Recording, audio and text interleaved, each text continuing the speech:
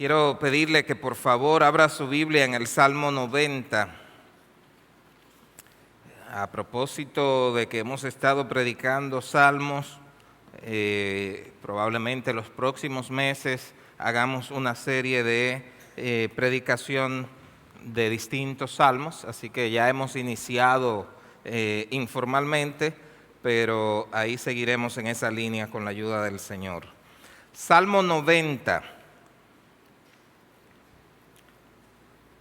Leo en la Nueva Biblia de las Américas, dice: Señor, tú has sido un refugio para nosotros de generación en generación.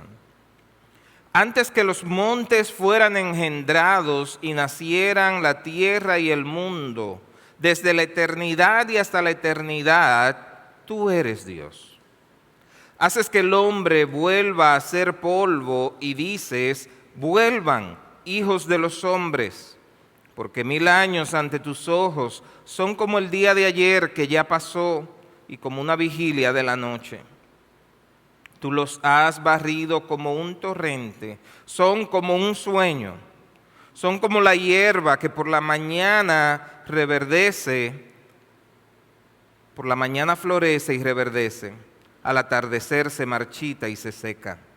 Porque hemos sido consumidos con tu ira, y por tu furor hemos sido conturbados. Has puesto nuestras iniquidades delante de ti, nuestros pecados secretos a la luz de tu presencia. Porque por tu furor han declinado todos nuestros días. Acabamos nuestros años como un suspiro. Los días de nuestra vida llegan a 70 años y en caso de mayor vigor a 80 años. Con todo, su orgullo es solo trabajo y pesar, porque pronto pasa y volamos. ¿Quién conoce el poder de tu ira y tu furor conforme al temor que se debe a ti?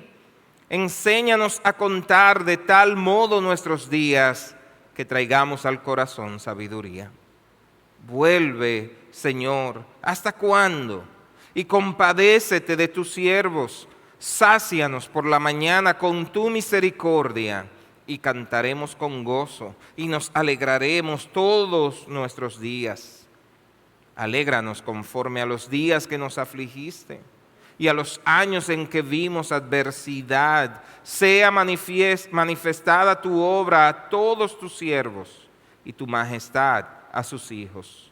Y sea la gracia del Señor nuestro Dios sobre nosotros. Confirma pues sobre nosotros la obra de nuestras manos. Sí, la obra de nuestras manos confirma. Amén.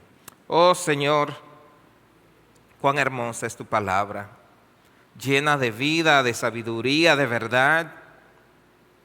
En esta hora con humildad te pedimos que podamos, Señor, entenderla, obedecerla, vivirla. Háblanos, Señor. Te lo pedimos en el nombre de Jesús.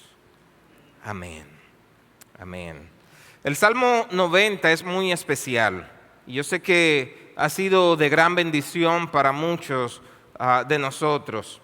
Y es el único salmo atribuido a Moisés. Y fue escrito en el peregrinar de Israel en el desierto. Quiere decir que es un salmo muy antiguo, ¿verdad? Estaba el tiempo del Éxodo, cuando Dios liberó a Israel de la esclavitud en Egipto y ellos estaban por entrar a la tierra prometida que Dios decidió entregarles, pero el pueblo se rebeló contra Dios. Ellos dudaron de la bondad de Dios y traicionaron el pacto que Dios había hecho con ellos. Muchos incluso prefirieron pensar en las cosas que habían dejado atrás en Egipto. Así que Dios decide castigar a esta nación, haciéndolos vagar por 40 largos años en el desierto. Esto duraría hasta que toda una generación de israelitas muriera, excepto Josué y Caleb, como han oído la historia, los mayores de 40 años no lograron entrar, ni siquiera Moisés. Solo Josué y Caleb pasaban de los 40 años y entonces entra una nueva generación nacida en el desierto que renovaría su pacto con Dios. Ahora piense en este salmo y en el contexto en el que fue escrito. Lo que tuvo que experimentar Moisés mientras caminaban en el desierto, viendo morir a miles y miles de personas. Y entonces contrastar esto que está pasando con la eternidad de Dios. Cada muerte era un recordatorio del juicio de Dios y Moisés mismo sabía que pronto llegaría su turno también.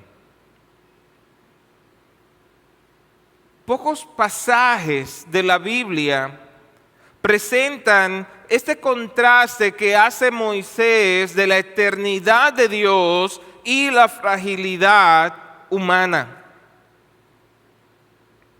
Y sin embargo, a pesar de ser un salmo de lamento por nuestra condición mortal, también nos habla del consuelo que tenemos en Dios y resulta ser una oración apropiada para tiempos de crisis. Este salmo subraya la soberanía de Dios, el tiempo y la existencia humana como un medio de nuestra mortalidad y de nuestra pecaminosidad. ¿Cómo en medio de todo eso nosotros dependemos completamente de la gracia de Dios para tener esperanza y propósito? Así que eso es lo que queremos hacer hoy, analizar este salmo, y para hacerlo lo vamos a dividir en 4 partes. Y el propósito de esta prédica es que al contrastar nuestra frágil condición con la eternidad y el poder de Dios, podamos recibir de Él el consuelo, la esperanza y la sabiduría para vivir conforme a su voluntad. Vivimos en un mundo caído, dañado, frágil, vulnerable, y necesitamos tener una fuente de consuelo, de poder y de sabiduría real, lo cual tenemos en Dios. Y en primer lugar, me gustaría que consideremos la eternidad de Dios como nuestro refugio seguro y permanente. A diferencia de todo lo que conocemos en este mundo, que tiene un principio y un final, Dios siempre ha existido y siempre existirá. Dios no está limitado por el tiempo. Para Él el pasado, el presente y futuro son como un solo momento. Wayne Grudem define la eternidad de Dios como sigue. Dice: Dios no tiene principio, fin ni sucesión de momentos en su propio ser y ve todo el tiempo con la misma lucidez. Sin embargo, Dios ve los hechos en el tiempo y actúa en el tiempo. El tiempo no tiene efecto en Dios, pero Dios sí puede actuar en el tiempo. Ahora bien, ¿por qué es esto importante para el creyente? ¿Por qué deberíamos interesarnos por conocer más a Dios y profundizar en doctrinas como la eternidad de Dios? La eternidad de Dios es esencial para la fe cristiana porque brinda una base para la confianza, brinda una base para la esperanza, para la adoración y para la estabilidad espiritual. Es una doctrina que transforma la forma en la que vemos a Dios, pero también transforma la forma en la que vemos al mundo, en la que vemos nuestra vida presente y en la que vemos nuestro destino eterno. Y al saber que Dios es eterno y no cambia, nosotros podemos tener la confianza en su soberanía. ¿Por qué? Porque las promesas de Dios no caducan. Porque Dios no está limitado por el tiempo. Lo que Él ha prometido lo ha de cumplir independientemente de las circunstancias temporales. En un mundo donde todo cambia, es sumamente importante que la eternidad de Dios asegure las promesas de Él en Cristo. Es sumamente importante saber que su carácter no varía, que Él es el mismo ayer, hoy y por los siglos. Porque esto nos proporciona un ancla en tiempos de incertidumbres, ya que sabemos que Dios es el mismo y podemos confiar plenamente en Él. Eso fue lo que expresó el salmista, versículo 1. Señor, tú has sido un refugio para nosotros de generación en generación. ¿Y qué significa eso? Se refiere a la idea de que Dios es un lugar de protección, un lugar de seguridad y de descanso para los creyentes, especialmente en esos tiempos de dificultad, de peligro o de incertidumbre. Dios es un refugio espiritual donde los creyentes encontramos protección contra las fuerzas del pecado, contra la tentación y contra las artimañas del maligno. Y al acudir a Dios en oración y en dependencia, podemos resistir la influencia del mal y encontrar refugio en su santidad. Dios, mis hermanos, ofrece consuelo y paz en medio del dolor, asegurándonos que no estamos solos en el momento de las pruebas. La eternidad de Dios implica que Él es un refugio que no se agota ni se desvanece con el tiempo. Así que encontramos en Él un refugio no solo para esta vida, sino para la eternidad. Su promesa de vida eterna significa que incluso frente a la muerte estamos seguros en Él. ¿No le da consuelo a usted saber el hecho de que el tiempo no cambia la realidad de que Dios es un refugio para nosotros hoy como lo fue para los creyentes en el tiempo pasado?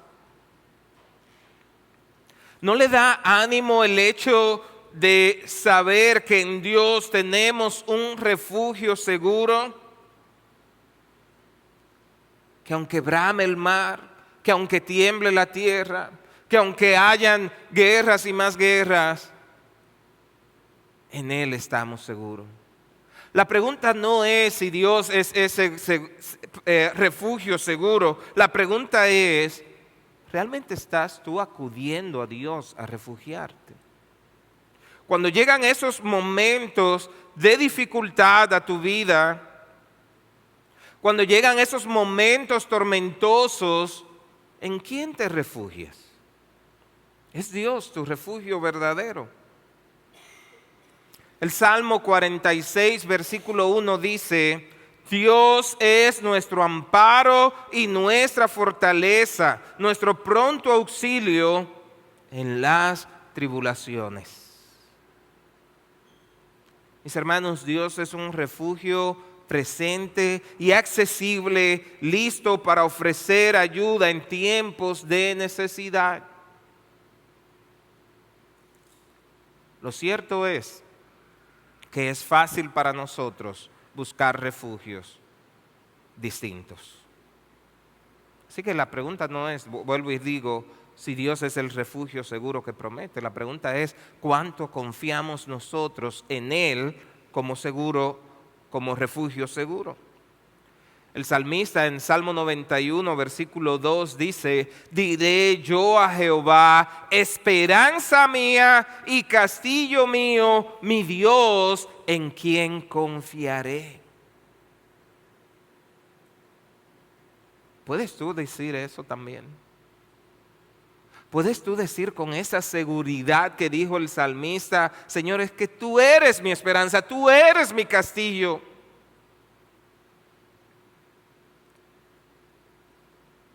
Mientras que en Proverbios capítulo 18, versículo 10 nos recuerda que torre fuerte es el nombre de Jehová, a él correrá el justo y será levantado. El nombre de Dios se convierte en un refugio donde el justo encuentra seguridad y protección, una torre fuerte donde el peligro no puede alcanzarlo. Alabado sea el Señor. Esta es una verdad que realmente nos alienta. La doctrina de la eternidad de Dios nos anima a vivir con una perspectiva en lo eterno. Nuestras decisiones, nuestros valores, nuestras prioridades deben estar alineados con la realidad de la eternidad. Sucede que a veces contemplamos pocos a Dios, pensamos poco en estas cosas y empezamos entonces a enfocarnos en lo pasajero. En lugar de mirar lo eterno, nos conformamos con lo temporal, con lo que nos satisface. Los creyentes somos llamados a vivir con la eternidad en mente, sabiendo, mis hermanos, que esta vida es solo una preparación para la eternidad con Dios. Hay un himno, los que saben del himnario de triunfo y de gloria, hay un himno que dice: no puede el mundo ser mi hogar. No puede el mundo ser mi hogar. Si haces del mundo tu hogar, te estás enfocando en lo pasajero. Nosotros debemos procurar enfocarnos en lo que realmente importa: conocer a Dios, seguir a Cristo, buscar el reino de Dios por encima de todo, en lugar de seguir cosas temporales, tal como recuerda Pablo en la carta a los Colosenses, versículos 3, 1 al 3. Si ustedes pues han resucitado con Cristo, busquen las cosas de arriba, donde está Cristo sentado a la diestra de Dios. Pongan la mira en las cosas de arriba, no en las de la tierra, porque ustedes han muerto y su vida está escondida con Cristo en Dios. Amén.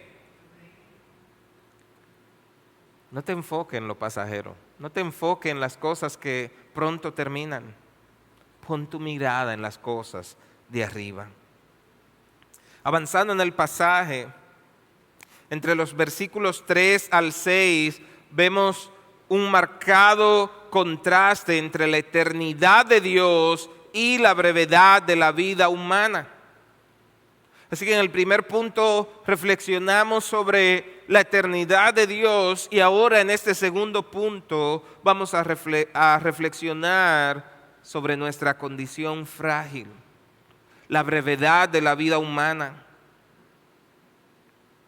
A diferencia de Dios, nuestras vidas terrenales tienen un comienzo y tienen un final. No nos gusta pensar en eso, pero es así. No somos eternos, físicamente hablando, en la manera en que Dios es eterno. Dice en Eclesiastés que Él ha puesto eternidad en nuestro corazón, pero tuvimos un inicio. y en esta vida terrenal tendremos un final. Sin embargo, el hombre moderno se caracteriza por la noción errónea de autosuficiencia. El hombre sin Dios evalúa equivocadamente la realidad y concluye que Él es fuerte, invencible e independiente. Y por eso, ideas como la debilidad y dependencia suenan ofensivas. Su autosuficiencia es la gran mentira que ha creído, pero que irónicamente se jacta de ello. Si usted ha estudiado teología o filosofía, de seguro ha escuchado hablar de Friedrich Nietzsche. Entre 1883 y 1885, Nietzsche desarrolla una obra en la que propone la idea del superhombre. El superhombre representa a un individuo que ha logrado superar las restricciones impuestas por la sociedad, la religión y la moral tradicional. Es alguien que ha creado sus propios valores y significado en la vida en lugar de depender de normas preexistentes.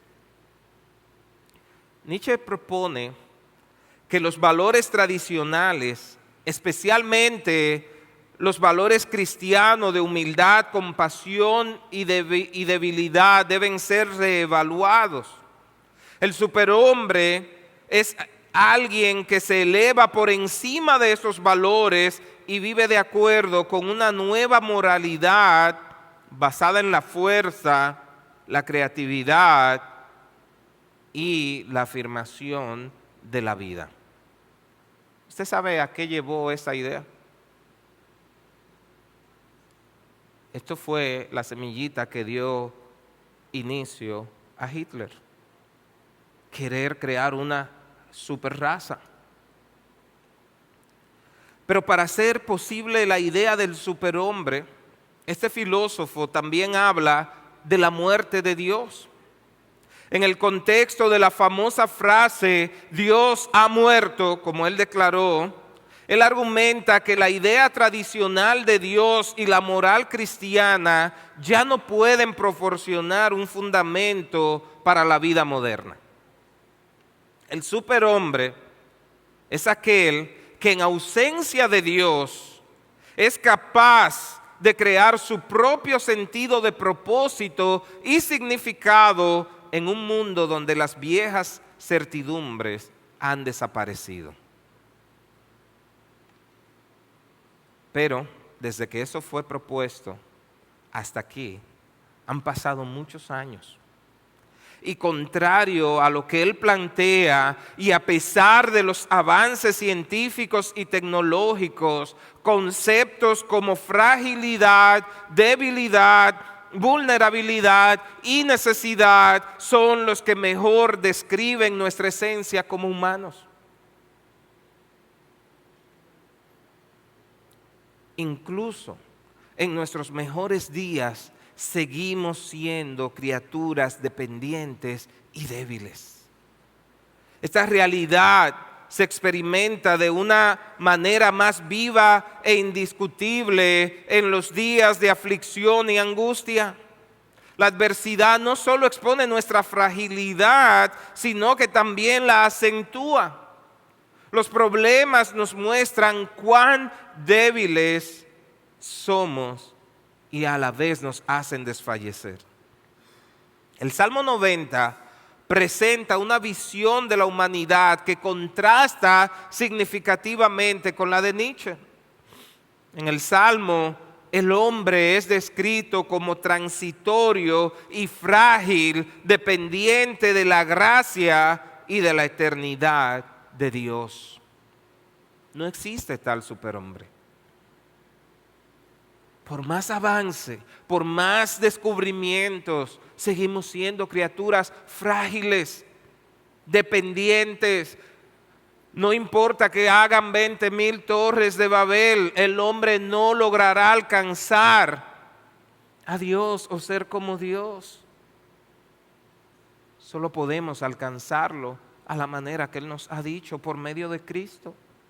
Reconociendo nuestras limitaciones, reconociendo nuestra dependencia de Él.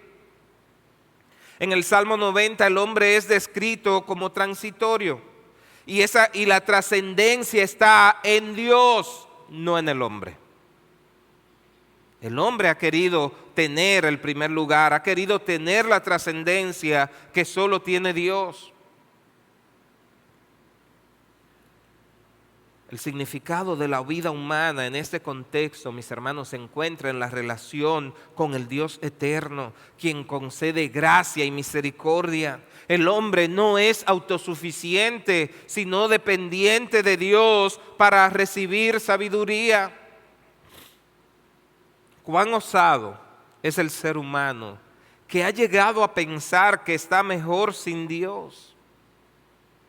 Pero somos tan frágiles que la muerte nos borra de este mundo como un río torrencial que se lleva un arbusto.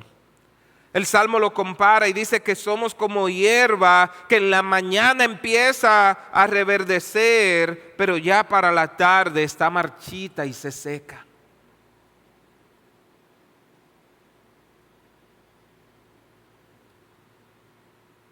No importa lo fuerte que eres, no importa lo atlético que seas, no importa lo mucho que cuide tu alimentación, eso no quita la realidad de que sigues siendo frágil, vulnerable.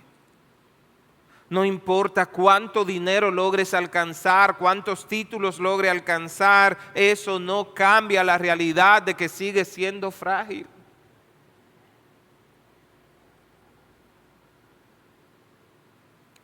En contraste, la imagen que Moisés presenta de Dios es que para él 1000 años serían como un solo día.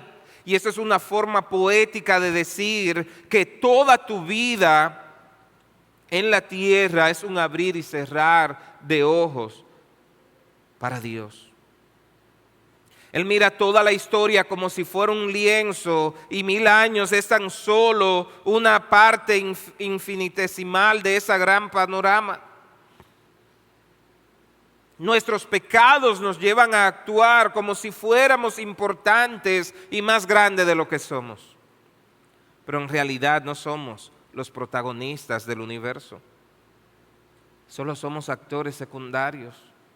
Somos tan pasajeros en este mundo como la hierba que se marchita. Y esto nos lleva a nuestra tercera consideración. La realidad del pecado y la ira de Dios que nos muestra nuestra necesidad de redención. Versículos 7 al 11. Vamos a leer los versículos 7 y 8, por favor. Dice: porque hemos sido consumidos con tu ira y por tu furor hemos sido conturbados. Has puesto nuestras iniquidades delante de ti, nuestros pecados secretos a la luz de tu presencia. ¿Puede usted ver en esos versículos que la ira de Dios es una respuesta directa al pecado de la humanidad?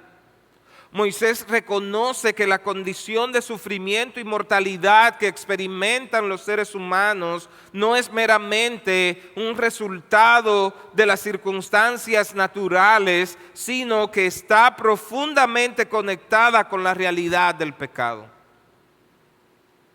El pecado no pasa desapercibido ante Dios. El salmista señala que nuestras maldades están delante de Dios. Y eso implica que Dios es plenamente consciente de nuestras transgresiones y que nada escapa a su juicio.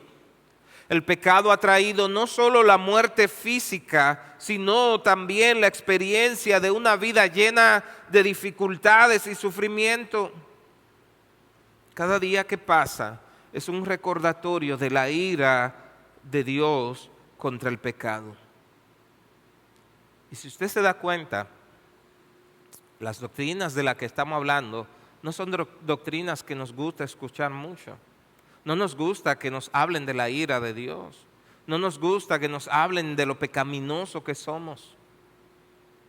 Pero cuando entendemos nuestra condición, entendemos que somos totalmente dependientes de Dios. Al contrastar la eternidad de Dios con la transitoriedad de la vida humana, Moisés destaca la gravedad del pecado en la relación con el carácter eterno y santo de Dios. El pecado humano, aunque ocurre dentro del marco temporal, tiene consecuencias eternas. Así como suena. ¿Por qué? Porque tu pecado es cometido contra un Dios eterno. Nuestra vida en esa tierra es corta porque estamos bajo la ira divina por nuestro orgullo e idolatría. Por eso Romanos 6:23 dice que la paga del pecado es la muerte. Y aunque Moisés llegó a vivir 120 años, según podemos verificar, él sabía que eso no es lo normal en un mundo afectado por el pecado. De hecho, él dice que la expectativa de vida es tan solo 70 años. Algunos, y en lo más robusto 80, algunos empiezan a decir, bueno, ya yo estoy viviendo vida extra. Ya me estoy acercando. Solo Dios sabe los años de vida que tú vas a vivir. Pero hoy en día, llegar a 100 es ya toda una proeza. Pero lo importante aquí no es cuánto te toca vivir. Lo importante aquí es cómo estás tú delante de Dios. ¿Cómo está tu perspectiva delante de Dios?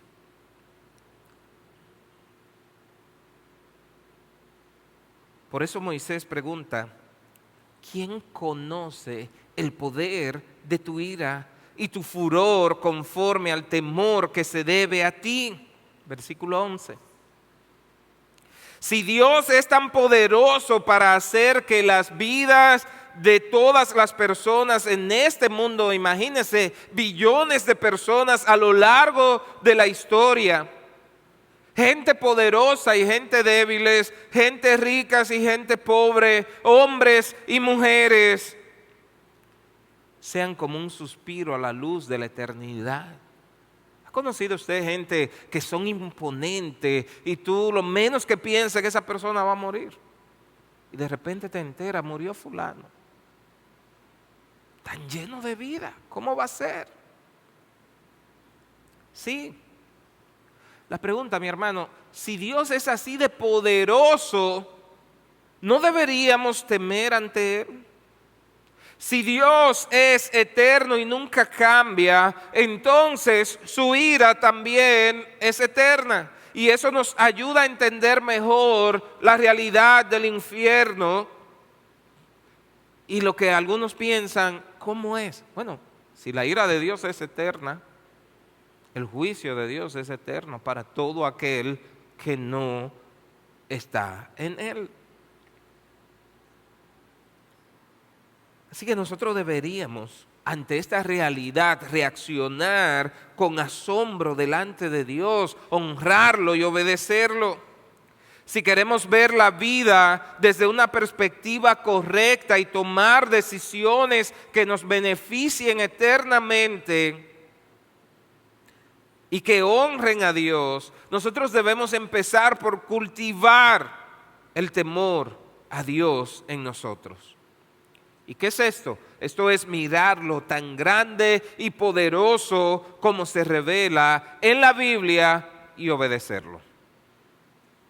A veces damos la impresión de que Dios es pequeño. A veces damos la impresión de que servimos a un Dios a quien no hay que temer. A veces la manera en que actuamos, la manera en que hablamos, las metas que nos fijamos, hacen pensar que el que tiene el poder es uno y no Dios. Pero aquí necesitamos cambiar y empezar a ver a Dios en su justa dimensión y poder temerle y poder obedecerle. Ya hemos visto claramente que este salmo presenta una clara dicotomía. Dios es eterno y perfecto, mientras que el ser humano es temporal y pecador. Esta disparidad resalta la seriedad del pecado y la justa ira de Dios como una respuesta a la rebelión humana contra su autoridad. Ahora, gracias a Dios que el Salmo no termina con el versículo 11, porque nos dejaría con mucha desesperanza, con un Dios airado, con un Dios que solo da juicio. Pero el Salmo no termina ahí. Pasamos a la última sesión, los versículos 12 al 17. ¿Cómo debemos responder frente a la realidad de nuestra pequeñez y la grandeza de Dios? En el versículo 12 encontramos una de las más bellas y humildes oraciones que podamos leer. El salmista dice: enséñanos a contar de tal modo nuestros días que traigamos al corazón sabiduría. Wow. Si usted nunca ha hecho esta oración, yo le invito a que usted la ore y le diga al Señor: necesito que me dé la sabiduría de ver la vida como debe ser vista, de modo que pueda vivirla como tú mandas. Es como si Moisés estuviera orando: Señor, no podemos ser sabios si no reconocemos tu eternidad y lo pasajero que somos. Cuando pensamos en lo breve que somos, que son nuestros días terrenales, estando toda la humanidad bajo la ira justa de Dios, eso nos hace sabios, porque entonces podemos empezar a vivir para lo eterno y para lo que realmente cuenta. Tristemente, hoy en día la mayoría no piensa en lo eterno. Actuamos como si fuéramos a vivir para siempre, o como si el ahora es todo lo que cuenta. Por eso vemos razonable priorizar cosas que realmente no deberían tener tanta prioridad.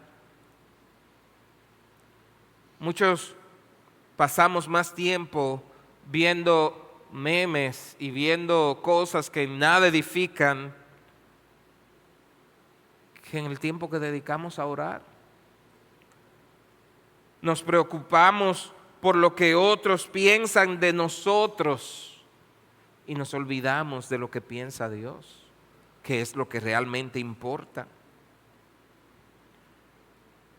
Nos afanamos con exceso por las noticias, lo que está pasando últimamente, y vivimos ansiosos porque olvidamos que debemos vernos a la luz de Dios, no a la luz de la circunstancia. Muchas veces damos el primer lugar a cosas que no lo merecen y que nunca podrán saciarnos. Necesitamos entonces aprender a contar nuestros días para no desperdiciarlos al preocuparnos demasiados por las cosas pasajeras. Jesús habló de esto cuando dijo: ¿quién de ustedes, por ansioso que esté, puede añadir una hora al curso de su vida? Por más que nos afanemos, por más que hagamos el intento, nuestra vida está en manos de Dios. Nuestro tiempo está en manos de Dios. Así que si hay algo, lo mejor que podemos hacer frente a esta realidad es clamar y decirle: Señor, dame la sabiduría para vivir la vida como tú quieres que la viva, para vivir la vida con la perspectiva correcta. Reconocer esto nos anima a vivir sin ansiedades y distracciones. Nos recuerda que el tiempo que tenemos y nuestra atención no son recursos renovables. Así que, mis hermanos, seamos intencionales al vivir en primer lugar para lo eterno y no para lo pasajero. Moisés no solo lamenta el pecado y la ira de Dios, sino que también busca aprender de su experiencia. El contar los días, es decir, ser conscientes de la brevedad de la vida y la realidad de la muerte, debe llevar a la sabiduría. Y esta sabiduría consiste en vivir de una manera que agrade a Dios, reconociendo tanto su santidad como nuestra necesidad de su misericordia. Y si tú aún no has reconocido que vives bajo la ira de Dios por causa del pecado y que la paga del pecado es muerte, yo te invito en esta mañana a que, al igual que Moisés, tú puedas reflexionar y tú puedas clamar a Dios por misericordia y sabiduría. Si tú eres de esos que evita pensar en estas cosas, el hecho de que tú no lo pienses no quiere decir que no está ahí. ¿Dónde vas a pasar tu eternidad? La vida no termina cuando morimos. La Biblia enseña que después de la muerte viene el juicio, donde todos, grandes y pequeños, tenemos que dar cuenta delante de Dios.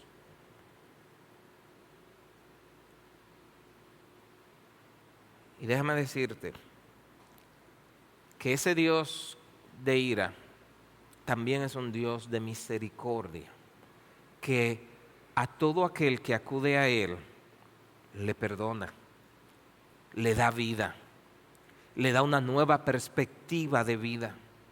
Efesios capítulo 2, versículos 4 y 5 dice: pero Dios, que es rico en misericordia, por causa del gran amor con que nos amó, aun cuando estábamos muertos en nuestros delitos, nos dio vida juntamente con Cristo. Por gracia, ustedes han sido salvados. ¿Y sabe cuál es la buena noticia? Que esa salvación es para todo aquel que cree en Jesucristo y lo confiesa como su Señor y Salvador. No hay por qué vivir con desesperanza. No hay por qué temerle a la muerte.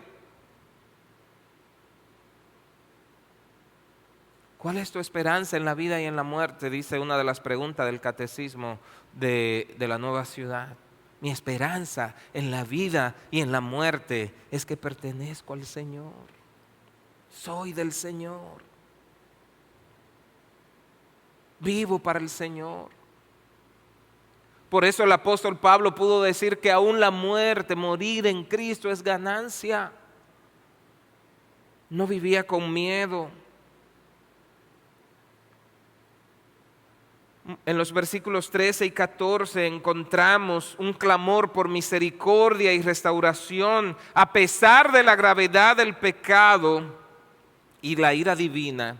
Moisés clama por la misericordia de Dios. Él reconoce que aunque el pecado merece castigo, Dios también es misericordioso. Él pide que Dios vuelva a su pueblo con favor y que lo sacie de su misericordia. Y ese es un clamor de reconocimiento de que solo la misericordia de Dios puede mitigar su justa ira. Y Moisés lo entiende porque ha caminado de cerca con Dios y ha experimentado su misericordia, viendo cómo perdona al pueblo del pacto una y otra vez, siendo paciente. Entonces él atesora esta verdad y en esta porción del Salmo llama a Dios por su nombre del pacto, Yahvé. Dios es compasivo Y Él no se goza en nuestra miseria y dolor. Por eso, aún en nuestra fragilidad y temporalidad humana, podemos vivir un día más, todos los días. Miren, si el mundo dependiera de uno de nosotros, ya no existiría. Pero Dios es paciente, misericordioso. Moisés pide a Dios que lo sacie con su misericordia de mañana, lo que indica una solicitud de renovación y restauración temprano, sin retraso. Esa palabra, sácianos, implica una satisfacción completa de que solo la misericordia de Dios puede proporcionar. ¿Y cuál es el resultado de ser saciado? El resultado de ser saciados con la misericordia divina, mis hermanos, es que entonces Dios nos llena de gozo y de alegría, porque en Él estamos completos. El resultado es que aunque haya dolor y angustia y aunque estemos en tiempo de crisis, estamos convencidos de que en Él tenemos un refugio seguro. El resultado es que aunque la muerte venga, nada, ni siquiera la misma muerte puede separarnos del amor de Cristo. Nada. Si tú no estás saciado en Él, si no estás completo en Él, tienes derecho a estar temeroso. Pero si tú estás saciado en el Señor, si su misericordia es suficiente para ti, tú vas a tener gozo y alegría, y aún en el día más oscuro, como dijo el salmista, yo en ti confío. Mi confianza sigue en ti.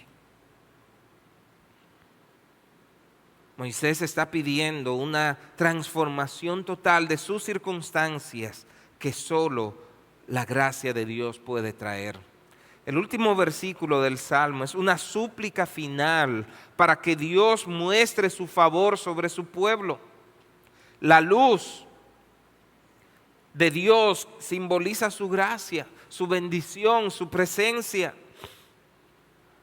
Moisés también pide que confirme, que establezca las obras de sus manos, es decir, que Dios dé el éxito y la prosperidad a sus esfuerzos, porque aún eso es vano sin Dios.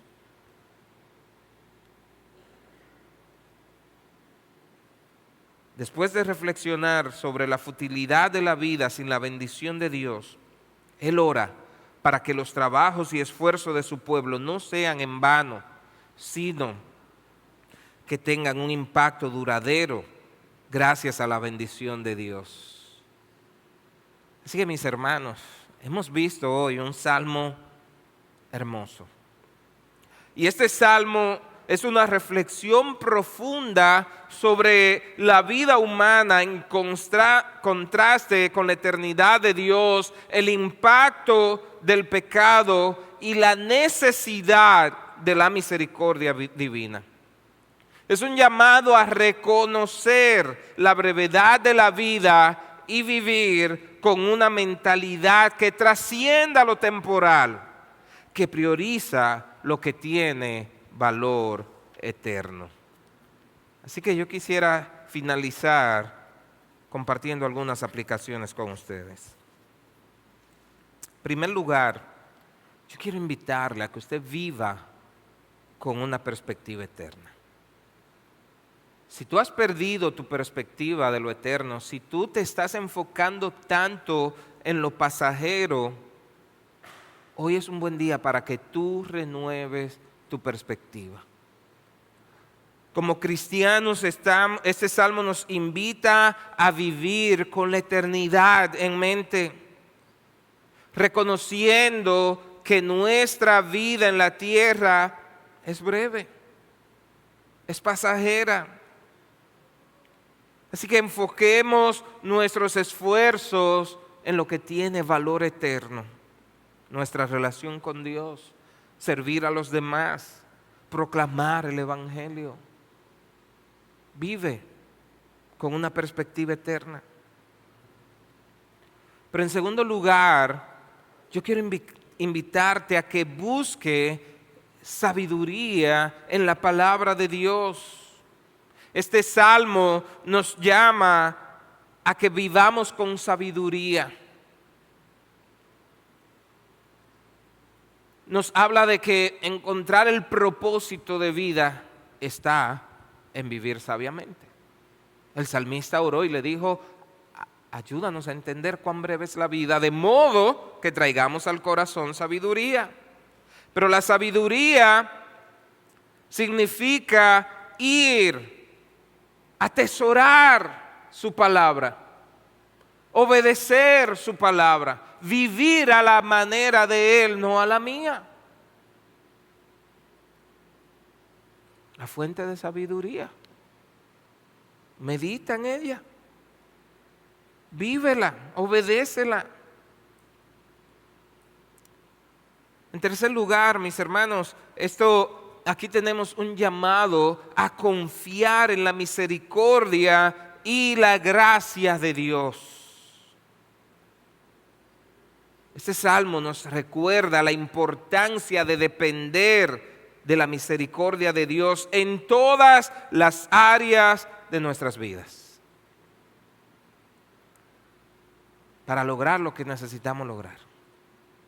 Para ser el cristiano que debe ser, necesita depender de la gracia y la misericordia de Dios. Para ser el esposo o la esposa que debe ser, necesita confiar en la misericordia y la gracia de Dios. Para ser el padre o la madre que debe ser, necesitas confiar en la misericordia y la gracia de Dios.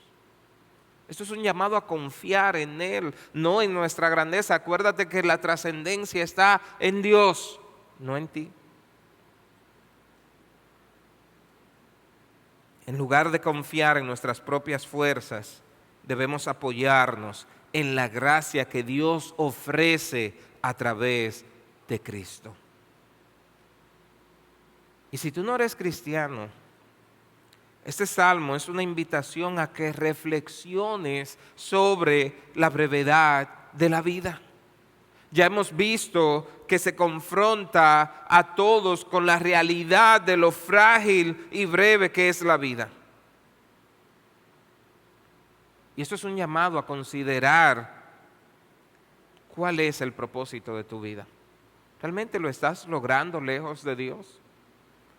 ¿Realmente estás satisfecho con las cosas que el mundo te da? Al final son fuentes que no sacian. Mientras vivas alejado de Dios, tu vida va a carecer de verdadero sentido.